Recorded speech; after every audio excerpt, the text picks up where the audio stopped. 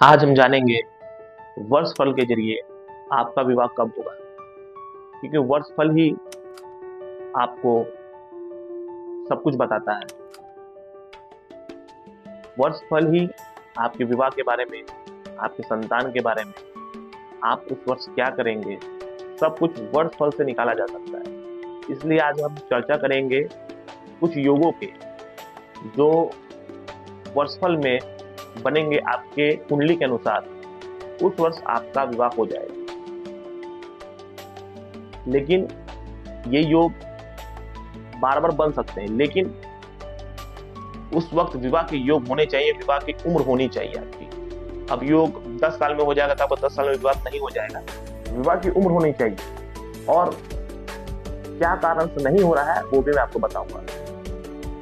आप अगर आपकी कुंडली देखनी नहीं आती है तो आप एक कोई भी एस्ट्रोलॉजी ऐप डाउनलोड कर लीजिएगा, उससे आप अपनी डेट ऑफ बर्थ उसमें इस ऐप में डालिएगा, वो कुंडली खुल के आपकी आ जाएगी। उसमें वर्षफल का ऑप्शन होगा, वर्षफल में जाइएगा और वर्षफल में मैं ये योग बता रहा हूँ, जो योग अगर होगा तो आपका विवाह उस वर्ष जरूर होगा। पहला योग बुध और शुक्र खाना नंबर 1, 2, 10, 11 और 12 में, और उस पर शनि की दृष्टि हो या शनि की सहायता मिल रही हो, तो उस वर्ष आपका विवाह हो जाएगा। जैसे बुध खाना नंबर 1 में हो या शुक्र खाना नंबर 1 में और शनि खाना नंबर 12 में हो, तो उस वर्ष आपका विवाह हो जाएगा। लेकिन हाँ, याद रखिएगा बुध को खाना नंबर 12 में छोड़ दीजिएगा, क्योंकि 12 में बुध बहुत खराब होता है।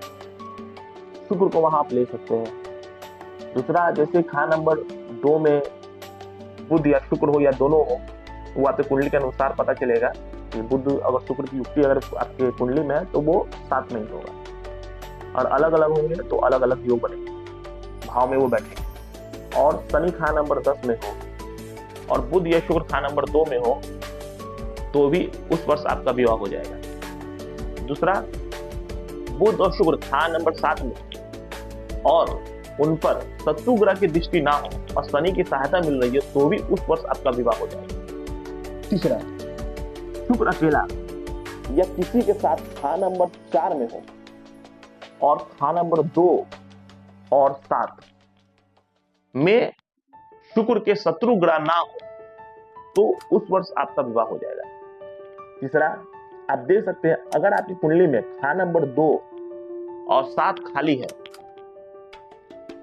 खाना नंबर 2 और 7 खाली है, और उस वर्ष में खाना नंबर 2 और 7 में शुक्र या बुध आते हैं, तो उस वर्ष आपका विवाह हो जाएगा। याद रखिएगा, बुध और शुक्र पे शत्रु ग्रह की दृष्टि ना पड़ रही हो। अगर दृष्टि पड़ रही होगी तो आप उस शत्रु ग्रह के उपाय करेंगे, ये है।